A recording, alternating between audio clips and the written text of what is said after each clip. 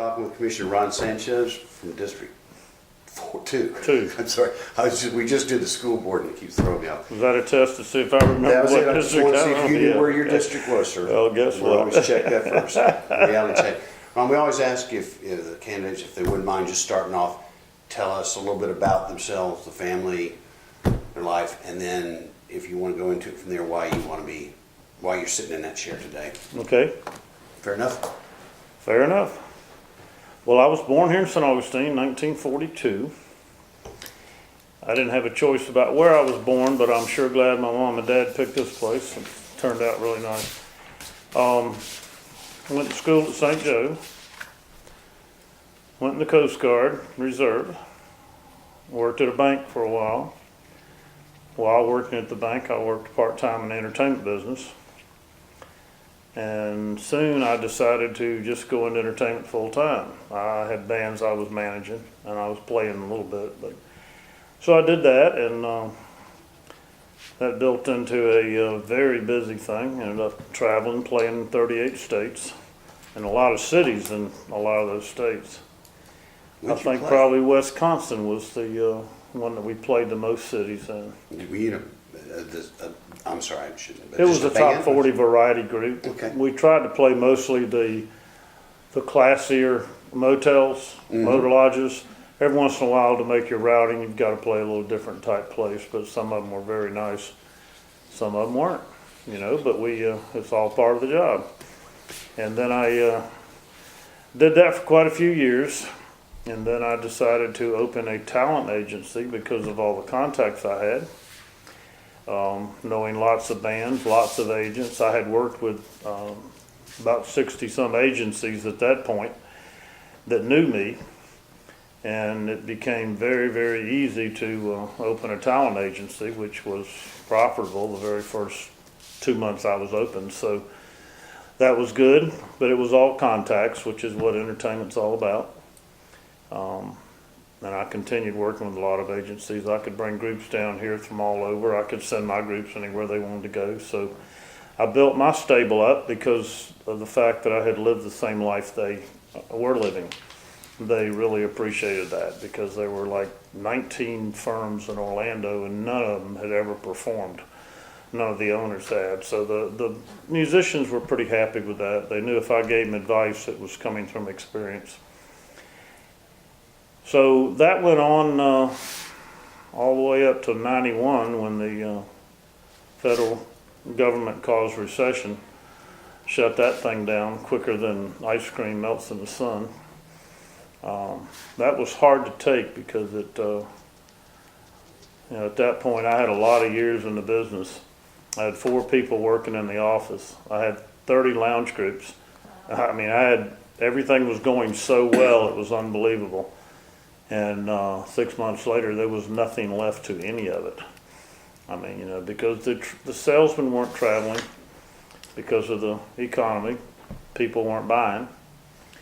Real estate didn't get hit in that recession at all. It stayed pretty active, which was good for me because I already had a state certified residential license, so I could go right into that, and that's what I did.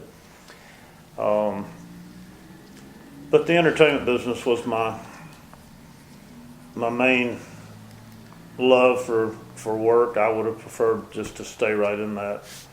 But the political scene I got involved in from the beach when I lived out there. I was on code enforcement 8 years, the beach commissioner 3 years, and started running for county commission and ran 4 times before I actually won in 2006. Persistence sometimes is the name of the game. But I learned a lot. Code enforcement is very educational. So now, like at the county, we have a magistrate that makes decisions. We don't have a board. Out there, we had a 5-member board with attorneys and everything. So I learned a lot. And then there was a city commissioner that took ill and decided to drop off, and they asked me if I would be interested, if I'd file a letter, that they would sure be interested in having me as a commissioner, and that's how I got started in this. So I said, yeah, that would be fine. I submitted the letter, got put on the board, had the pleasure of serving with them at Passetti, which was a real honor. And we got a lot of things accomplished. But then I resigned that position to run for county commissioner the first time. And I was running by district then, and I ran against Jim Bryant, who was also new to the scene. But Jim was a Republican, and I was registered as a Democrat. The reason for that is when I signed up to vote, they didn't even have a form that had Republican on it. I mean, you were a Democrat because no one else ran in the races, so you were a Democrat to vote.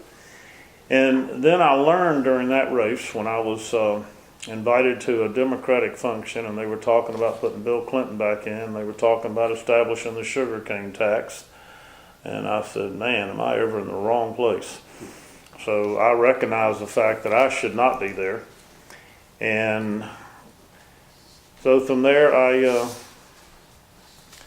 went on with my attempts to go to the county commission.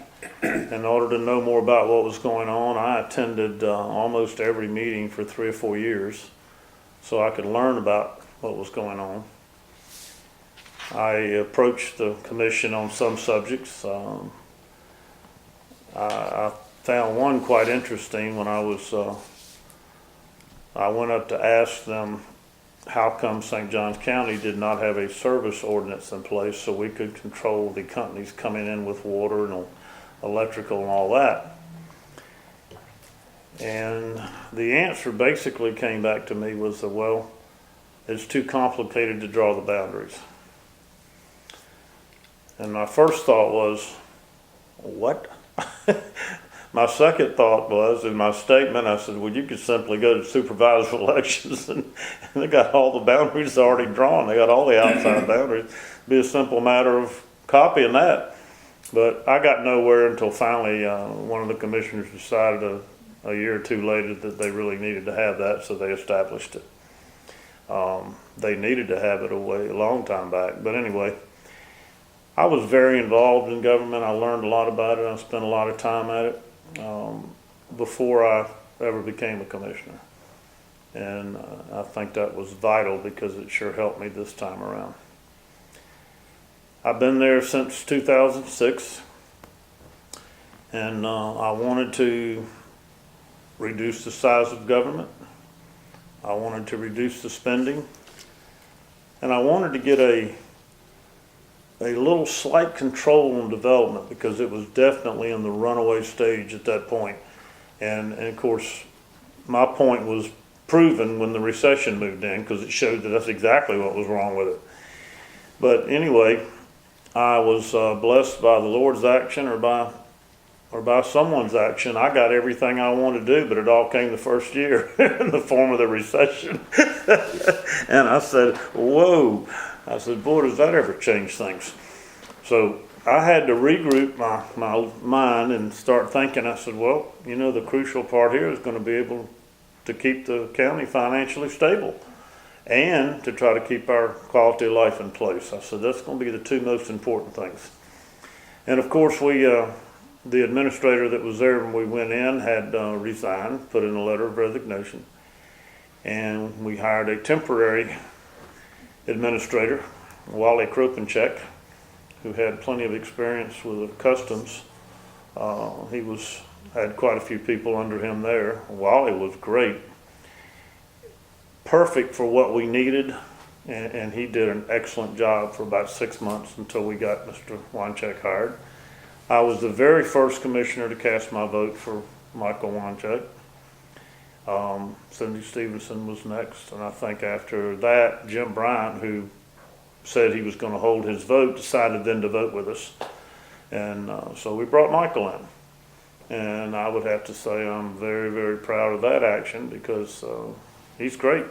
He does a really good job. He's liked. Him and David Shore have hit it off, and people in Tallahassee are shocked when the two of them come over there together and they go, what? You're the administrator and you're the sheriff and y'all are here together? You speak to each other? But that's the kind of person Michael is. And he's been able to get a lot accomplished with the sheriff's department. And from there, we just slowly tried to keep things together and patch things up and correct things. I knew the business side of it was very vital. We had to increase that 11% commercial tax base. It had been that way for, I think, 20 years, and that was ridiculous. I really felt it needed to be 20 to 30%, and now that I'm into it a little more, I can see 30 to 40% would be the real advantage for the taxpayers, because that's the one way to keep ad valorem taxes down on the homes. But I wanted to start to work on that, and I looked into it real well, and I realized, I said, well, you know, we're writing a check to the chamber for what they're doing. We're writing a check to the regional people in Jacksonville. But the county had no involvement. They had no one at the table. And they did nothing. They didn't take part in it at all. And, you know, you got the IDA that I felt should have been more involved. You had everybody, you know, all the agencies that we deal with. And I said, you know, the thing I see with this is everyone is working on this, and you're working out of the same book, but none of you are working on the same page. And I said, until we get a team working off the same page with the same goals and pushing everything we can, we're not going to accomplish this. And let me tell you what, people don't listen to me on a regular basis, but they sure listen there, because we came up with a team. And you know, Governor Scott has complimented us twice on the team we have. He said, you don't see this anywhere you go. And he was very impressed with it. And I think it's working well. The last part of it, of course, was Melissa Glasgow being added. And then we basically had to put that in place as the money was available. And now we're looking at getting her a little assistance with someone that can assist her, because it can happen. Businesses are important. We have to get them here. And either small business, medium, large, it doesn't matter. As long as we have a business, those are people that are taking their paycheck and buying the St. Augustine Record or buying clothes or food. They're spending that money, and then it starts circulating. And that's what helps the economy. Our unemployment has, you know, it was at 4.4, I think, and it went back up to 5.1, because it's a seasonal thing. We expected that to happen. But it was at 9 point something. You know, and that was scary. I've had some comments about why I've been taking some money from developers, and I said, well, you know, they never offered me money before, and I have to tell you right now, they are furnishing a lot of jobs. And I said, that is important, because back then, the other times I ran, jobs were not really needed. Everyone was working good.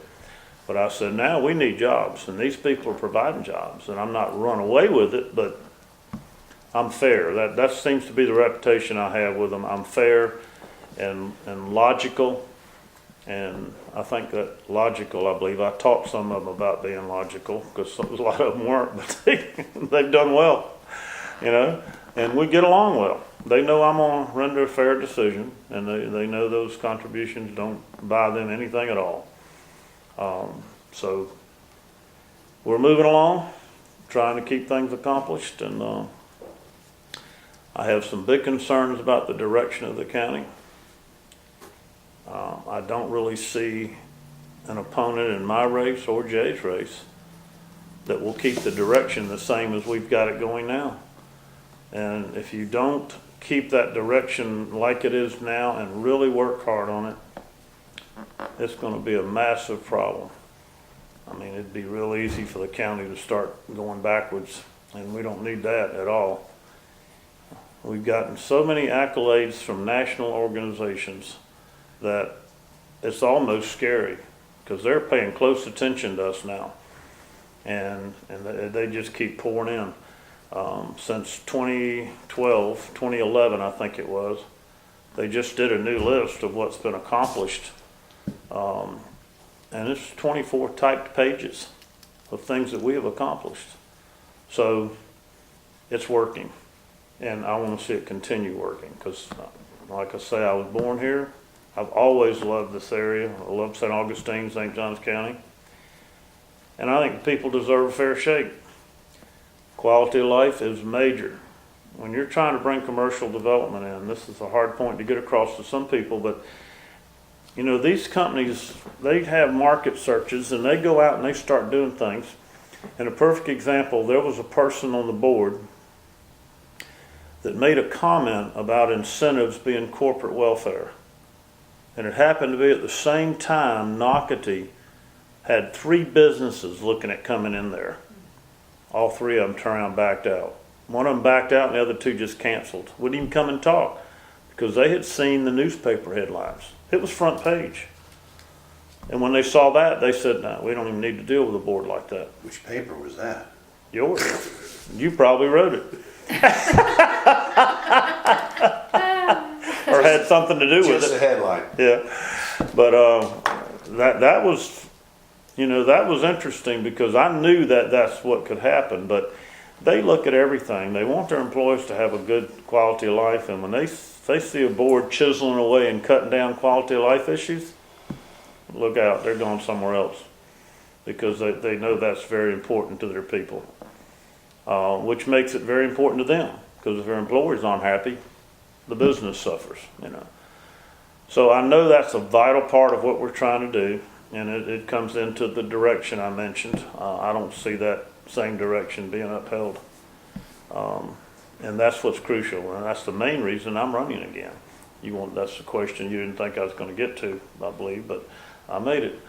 I got to looking at things, and I said, you know, it's just a real crucial time. Things are finally clicking, going real well.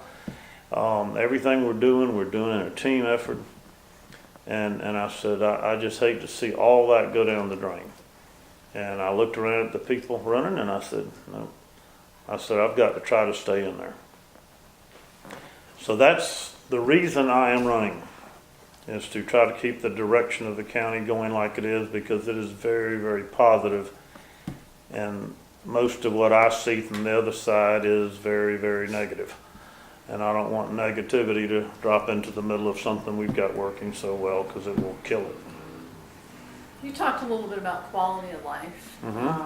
All the things that we enjoy here. Some of them are because of the tourists that come in and pay to stay here and taxes. The 1-cent sales tax, while none of you guys supported it, do you support putting it on the ballot for the voters to decide? That's the vote you get to make. Well, you know, it's hard to answer that. Sheldon, when she asked me that question, she asked me about it. I said, no, I wouldn't support it right now. It failed the last 2 times. I said, however, that's a proposal that if your staff didn't put on as an option, you would wonder what's wrong with them, because that is an option. And I said, I can only tell you this, I would have to sit down and look at all the facts. I would have to know every detail about it before I could even decide to put it on the ballot for the voters. I said, you know, that's as far as I can go with the issue. And I think she worded it very well. I mean, she put it in there and she tried to get that point across. I know I didn't help her a whole lot, but I said, I just can't answer you right now. I can't come out with a straight answer other than no, because right now I would say no. But that's not an option before us now. It's not going to be. You know, for a while they may bring it back, but if Michael Wanchuk recommends for y'all to take it up, I mean, would you support putting it on the ballot? well, I would call you first. No, not just because Michael would do it. I would need to know all the facts. Our income is growing. I think it's grown at about 6.5% this go round. It's been at like 2, 3, which was, you know, we're sitting there waiting to try to take care of some needs. But now it's at 6.5, and I think it's going to grow, probably come on up a little higher than that. And maybe we can get by with doing some things, but I would be upset with the administrator. I would be upset with management and budget if they didn't put every possible proposal on the list, because that's what they're supposed to do. That's what they're paid to do. You bring us all of the facts, and then we'll make a decision. So if they want to bring it, they can bring it. Now, at that time, would I vote on it? I can't tell you that, because I can't do my voting ahead of time.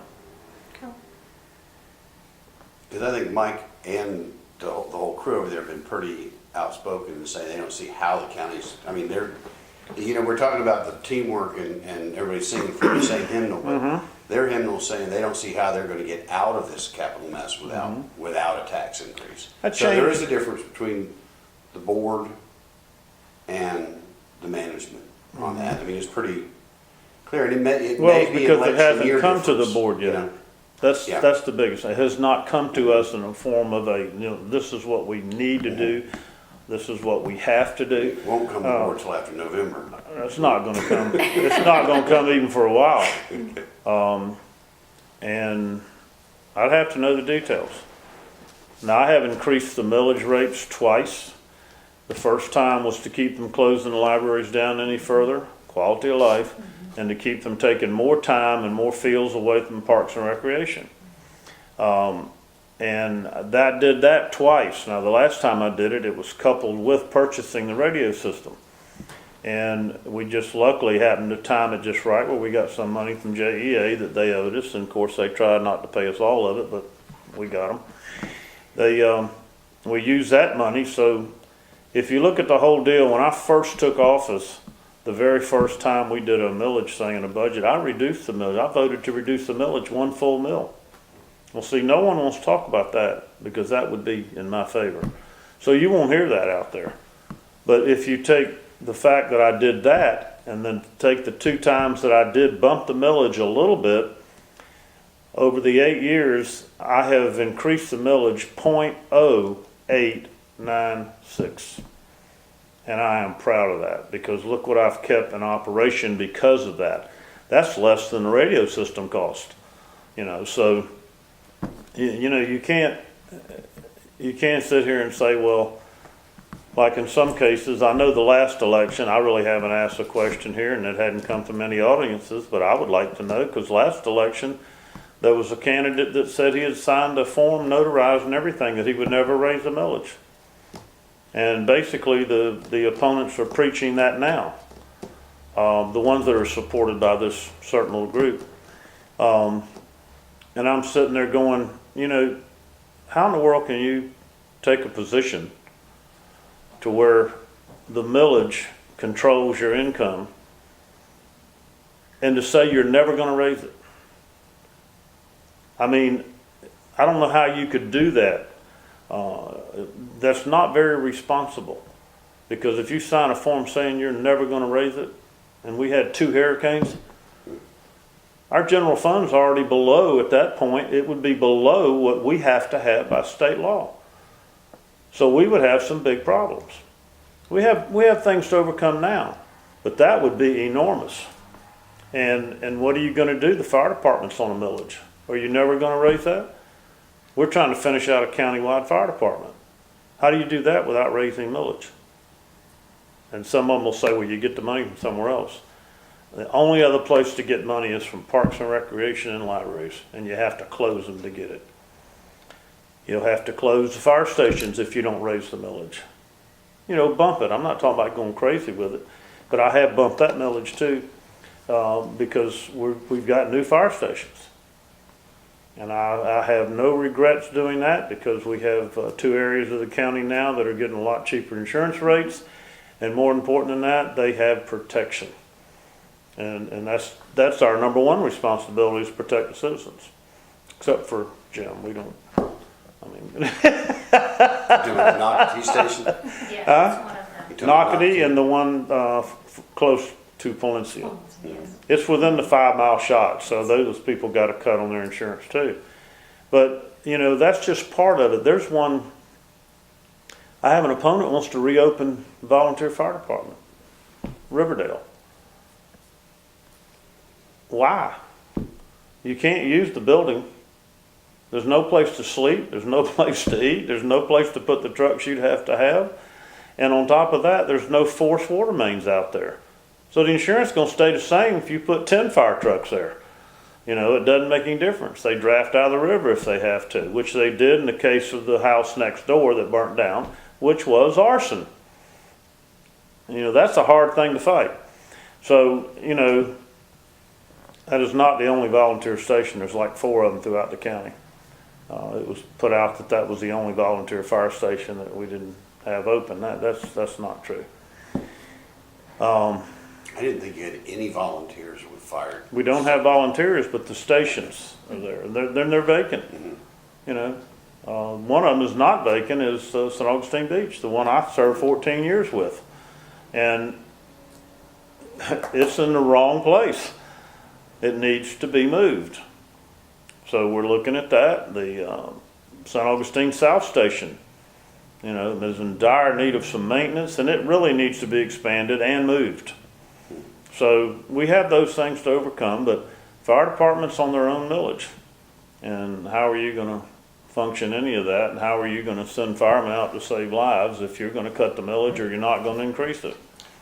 While we're right there, what do you think about that? It looks like the talks between the city and the county about that combined fire station aren't going anywhere.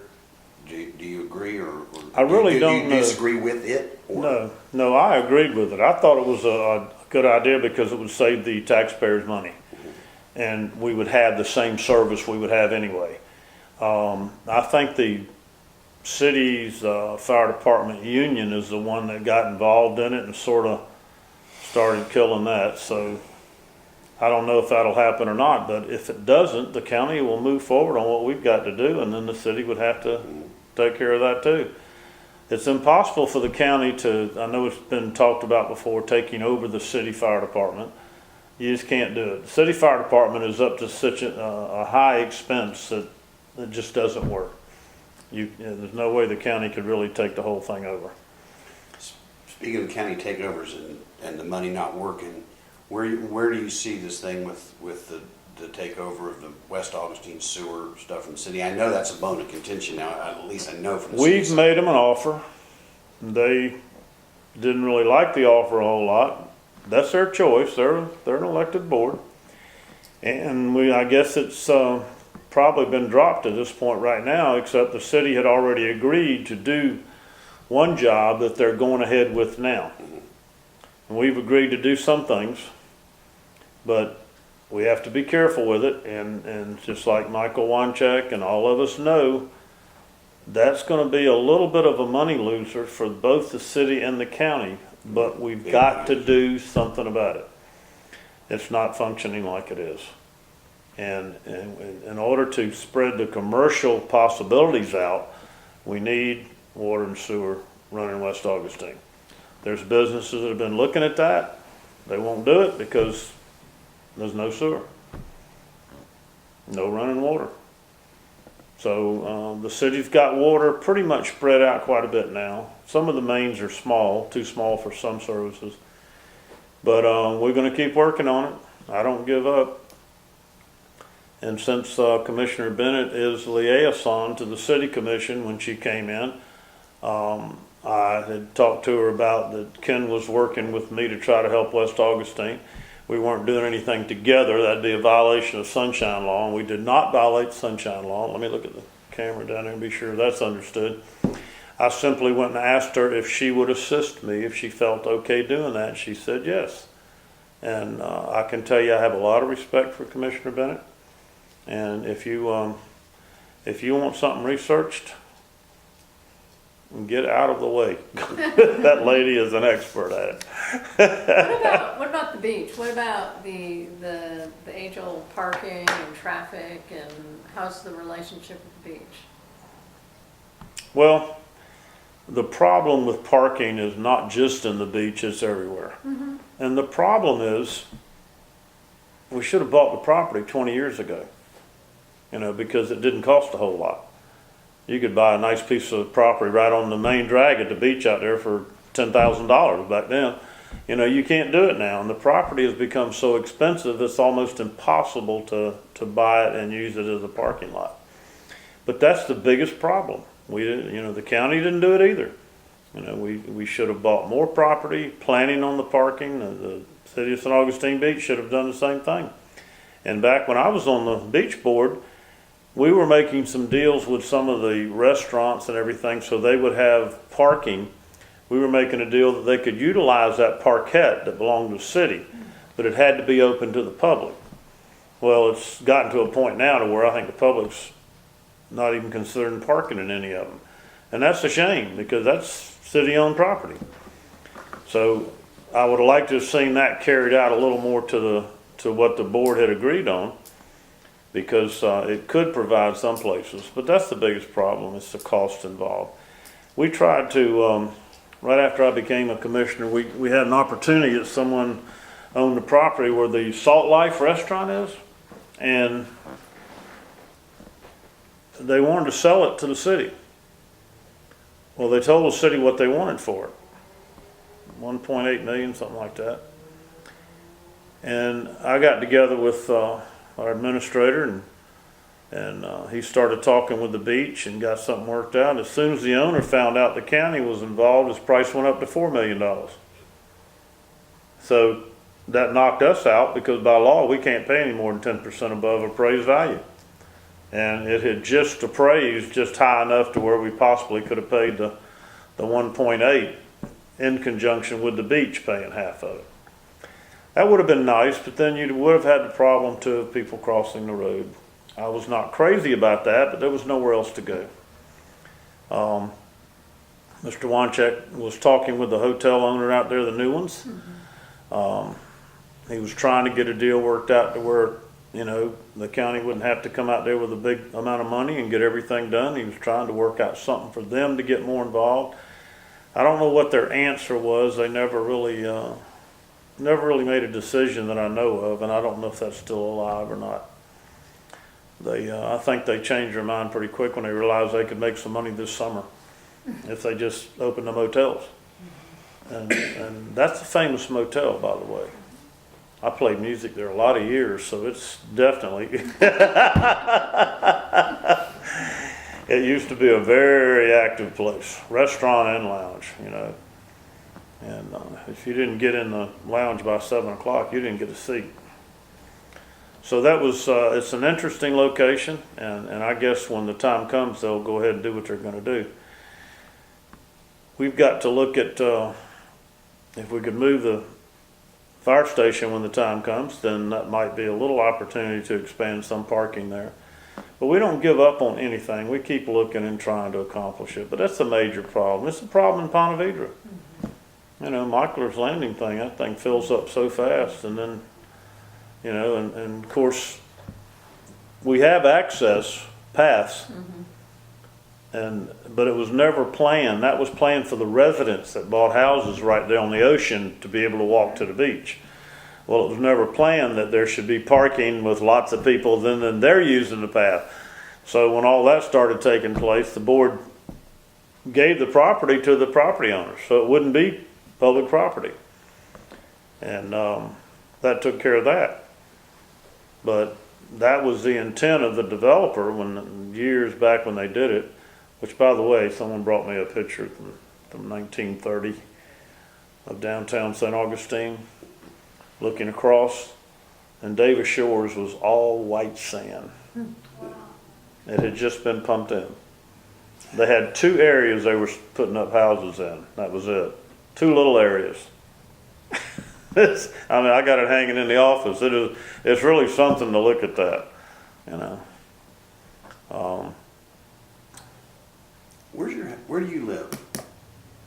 I mean, what? Is that a campaign question? No, it isn't. I live out in St. John's River. I used to so tied up in the beach, and I thought you lived out. I used to live at the beach. I lived there for a lot of years. I had an apartment in where the Cultural Arts Building is now. The city used to own that, and I traded out a lot of work. I did work for the city in exchange for some of the rent that I paid up there. I had an apartment there for, I'm just guessing it, maybe 10, 12 years. I built a house, or I moved into an apartment down on First Street, and then I ended up buying property across the street and building a house. And then I sold that, and I was dating Kathy at the time, and we got married, moved into an apartment, and then I was in the process of building another house in Sea Oaks Drive, and we lived there for about 14 years, 15 years. But I couldn't leave the beach because I was very involved in the political side of it. I had to be a resident there. But when that no longer was necessary, Kathy said, well, you know, I've always wanted to live on the river. And then all I said was I would have to live in District 2 if I won the election. And she said, I've always wanted to live on the river. So we went out there and started looking. And we looked at a couple of houses and some stuff we weren't very happy with. And the real estate lady said, well, you know, they just put a sign up down here on the lot. So I said, well, let's go look at it. I'm a contractor, I can build a house. So we went down there and looked at the lot and made the guy an offer, and he took it. And we got accused of stealing the property, but he was asking and we offered, and that was it, you know. But anyway, it ended up that we built the house there. We've been there now going on 15 years. It's close. The reason I asked, let's talk just some stuff about the district. Just I'm at your move the disposal. district. Anything you want to talk about. I know that you've been involved in, and everybody's the kind of little issues. There's a library and what goes on with that, but I want to talk to you more not about just the library and who has it and how it needs to be fixed, but Hastings kind of needs to be fixed. And you recall not that long ago that land next to Tommy Lee's, they were looking at Hastings taking over that park, getting everything together, and do you see? And there was a certain county commissioner that got involved in the middle of that, and everyone got really mad about that. And who was that? Karen Stern. But I guess She wanted the planning and zoning from the county taking over all of that. Yeah. And people over there didn't want that done. But Hastings still has infrastructure that, I mean, the water, I don't know how the water plant's still running. I mean, I see it 10 years ago and it was looking, but just the whole infrastructure down there, do you see Hastings or ever being sort of coming into the county? I mean, I know we're doing Not fire unless- and we're doing. Not unless they put it on the ballot to dissolve the city. Yeah, but I mean, would now you, the is that board something can do you that. see doing, as I'm saying? It's not up to me to, you know, What's your district? the board could do it. But they're an elected board. That's their city. That's The your voters district. could do it with 10% of the vote, and their population is now down to 500 and some people within the city. So all it would take is 60 people could put it on the ballot, and they could vote themselves right out of existence as far as the city goes. Then the county would come in. But you got to understand, just like a lot of people at Flagler Estates didn't understand, they're a taxing district too. But a lot of people felt like, oh, if we can just get under the county, our problems are over. You know, well, I said no, because all the bonds you have, the obligations you have, you're still going to have to pay. You know, and the only improvement you would get from the county is we'd be involved in a lot of your other things, and we might be able to deliver a little more service, but basically you're going to be tied into the same money you're paying out. They had visions that their tax would drop way down, they wouldn't have to pay the bonds and all this other kind of stuff. So it was not very well thought out, and it would be the same in Hastings. Personally, I believe we could improve and run the water thing at a more reasonable rate and give the people better service, of course, because we have a utilities department that is excellent. And I think we could do that if that's what the citizens over there wanted to do, if that's what the board over there wanted to do. All they got to do is have a vote, put it on the ballot, and let the people vote what they want to do. But, you know, it's one of those situations where the town is so small and they've got so many things going that it takes money to run it. And that's their pinch right now. Now, they don't have a utility department like the city of St. Augustine has that they can pull money off of. See, because charter governments can do that. Duval County does it.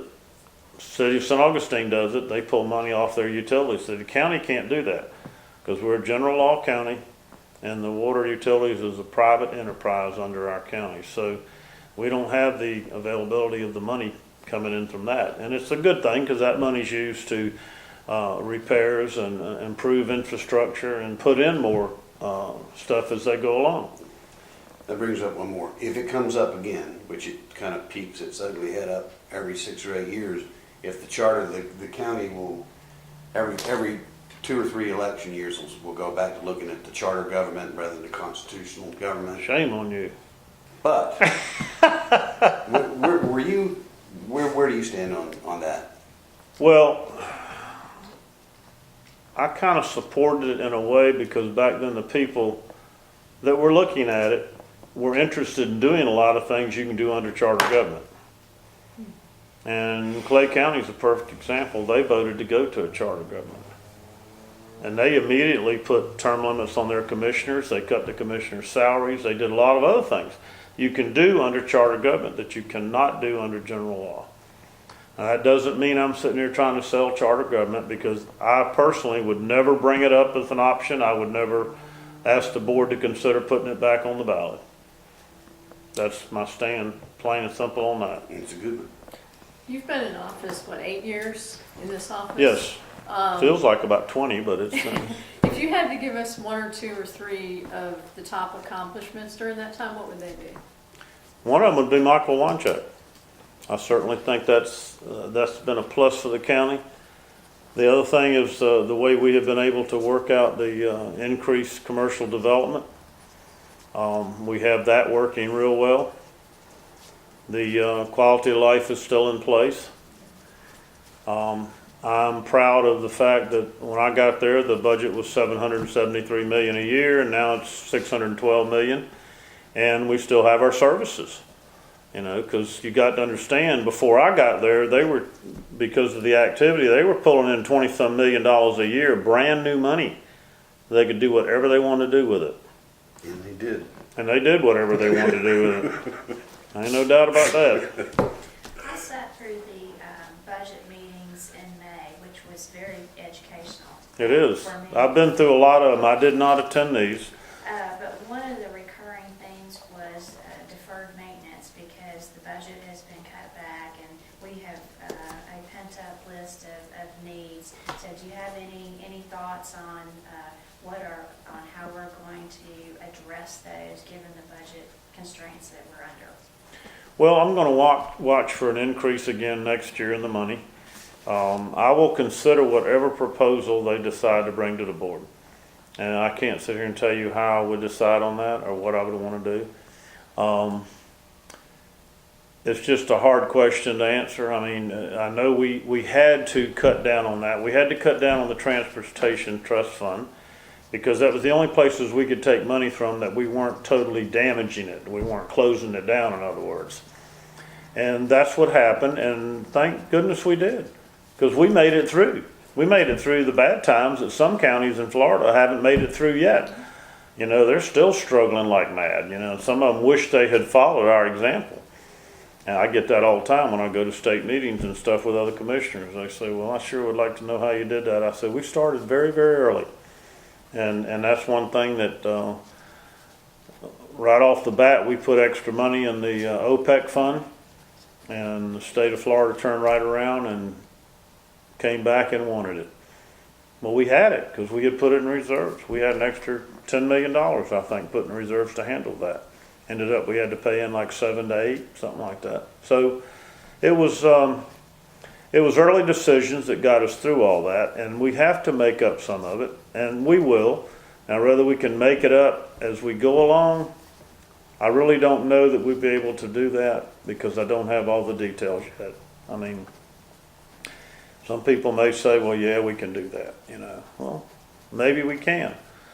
One of the biggest problems I see in the future that we've got to overcome is, see, a lot of these developments were approved way back. Okay, they have their development orders. Now, they can come in and ask for changes, and a lot of them have, but when they come in and want to decrease the number of houses and put in business stuff, I'm there, and I will vote for that. Twin Creeks is cutting down 2,000 homes, and they're putting in 1.9 million square feet of industrial area. Yeah, I'll support that any day of the week where they're located. I mean, that's going to be one area that will really help when the big freighters start coming into Jacksonville. So we have a lot of that going on, but we can't go back and make them pay more money. And the state has us regulated now to where we can only get out of a developer basically under state guidelines. You know, we don't have the ability anymore to, and unfortunately, we don't have the ability to sit down with them and say, hey guys, look, you know, we got to have this little thing out there, little parks and recreation, we got to have this, we got to have, you can't do that. And you have to talk about it at a meeting if you're gonna talk about it. I mean, you can bring it up or you can consider what they're gonna do as a possibility, but you can't haunt them about it because all they do is turn around their lawyer will get in touch with Tallahassee and you'll be going, oh man. You know, so you can't do some of the things you used to do. Like Commissioner Stevenson got quite a bit out of Durbin Creek and Aberdeen Crossing. She did. She got a lot out, including recreation areas totally built. You know, you can't do that anymore. The state has cut their obligation down. And they've cut down the fact that they can only do, or you can only ask them to do so much outside their development. And you still have to give them impact fee credit for it, but, you know, instead of getting that extra $5 or $10 million now, you know, you've got limits on it. But delivering the infrastructure that we're going to need for the impact of all these developments that were approved a long time ago is going to be the fun part. Yeah. And we're hoping we can piece all that together. And some of the developers are being real conscious about it. I mean, they're not coming there trying to cut our throat. But I mean, they're doing everything they can. Some of them are going ahead and making an offer to do something, do this, which they can do. That's legal. We just can't make them do it. So it's a matter of being able to sit down and talk with these people. And that's one reason I'm glad I have the reputation with them I do. I'm fair and logical because I will sit down and talk with them. And of course, in a conversation when they're telling you about their development, they don't mention anything. You can go, oh, sure could use some recreation, you know. But you can't say you got to have it, or we're not going to do this, you know. And you used to be able to do that. Not anymore. So yeah, we have a problem we got to deal with there. But I tell you what, with the team we've got, the board we have, and everyone working together like we are, I can see the possibility is tenfold compared to what it could be if the direction starts changing. Do you guys have anything else? No, not really. You what? You finished? Yeah. What did we ask you about? What else is there that you want to say before the big August 26th primary? Well, August 15th is early voting. There will be a lot of people voting at that time. I don't know. I don't want to get into talking about my opponents or anything like that. I mean, as far as I'm concerned, I wish people would look at the opponents, not at what they're saying, but look at their qualifications, look at their experience, especially with elected boards, and look what has been done in St. Johns County during the bad times. And I think if they look at all that, I don't see how they could rule me out. They would almost have to say that I got a few things over my opponents, and I do. I'm concerned that one ain't going to have the time to be a commissioner. You know, he's pretty much might as well state that on the thing. I've heard 3 or 4 times. So that's because they don't realize that it's a full-time job, and I am a full-time commissioner. And I'll put whatever time toward it I've got to put. And, you know, you may have a 8-hour period, so you're not going the whole 8 hours of county business, but you have an appointment at 9 in the morning, you have one at 1:30, and you have another one at 6 at night. Well, I'm sorry, folks. You just shot a day. There's nothing else you're going to be able to do. So, and that happens a lot. Matter of fact, there's a lot of times you get to the nighttime and you'll have 3 or 4 activities at one time. So you have to look and decide the best thing to go to. As far as my relationship with people in the district, I tell the people with the city of Hastings that if you have anything you want to discuss, you let me know. I will be at your meeting. Other than that, I do not interfere with what they're doing. If they need me, they will call. And I basically put out the same word with the farmers. I said, if something comes up, I'll know about most of the time if it comes up through federal government or state. I said, but if you have something, let me know, and we'll get together. I don't go out there and harass them because Lord knows they've got enough people out there riding around in vehicles with state tags and, Even the DEP, they make a decision on what they can do, and then the EPA comes down from Washington and say, no, they got to do this. And I'm sitting there going, it's starting to sound kind of ridiculous, but they have a lot of regulations, and I don't bother them. If we get invited out, I go out. But they know if they needed something to call, and I've helped them numerous times. Matter of fact, during the stormwater drainage type thing that came up, and our consultant was, well, I think they were out of their mind. They came back with such an enormous fee for people to pay, and I'm the one that made the motion to kill it and not go any further on it because of the farmers. And I made that statement at the meeting. I mean, the farmers, they were trying to douse the farmers, and I'm sitting there going, most of the farmers are probably not even going to have to pay anything because of the best management practices. And come to find out that the farmers are basically exempt from being involved in that. So, but I'm the one that made the motion to kill it for the farmers.